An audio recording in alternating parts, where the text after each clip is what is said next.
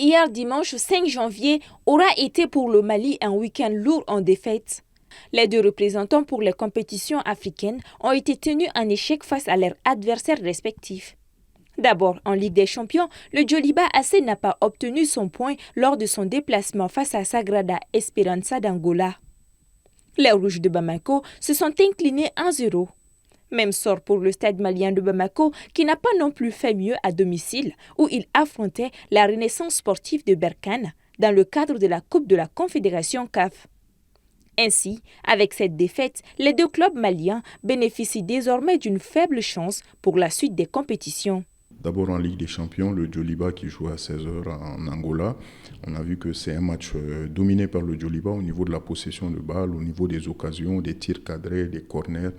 Mais malheureusement, ils n'ont pas su concrétiser. Et sur une erreur d'inattention, juste avant la mi-temps, ils ont encaissé. Et c'est ça aussi le haut niveau. Il faut dire que cette équipe du Djoliba est très jeune. C'est une équipe pratiquement reconstituée. Et je pense que l'expérience aussi a fait défaut. Du côté du stade malien de Bamako aussi, c'est la même chose. Il y a eu un petit moment de flottement qui a profité à l'adversaire.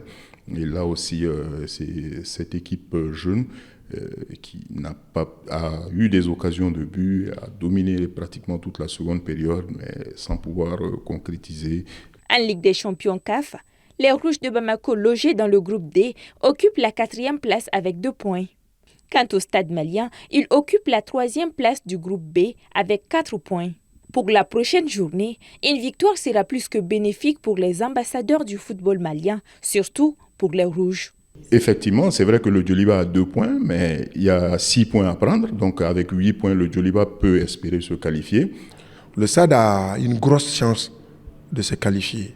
Donc il s'agira d'aller faire un résultat et de voir venir. Parce que ce résultat déjà peut leur permettre de se qualifier. Parce que si le SAD gagne, la qualification est garantie. Si le SAD fait un match nul, Stellenbosch ne pourra plus dépasser le stade. Il n'y a pas 1000 possibilités, le choix est limité. Parce que ce sont des joueurs qui sont enregistrés, on ne peut pas en rajouter. Donc, il s'agit de travailler avec eux. Le 12 janvier prochain sera décisif pour le stade malien qui sera en déplacement en Afrique du Sud pour affronter Stellenbosch Football Club. De son côté, le Djoliba AC jouera à domicile à Bamako contre l'Espérance de Tunis.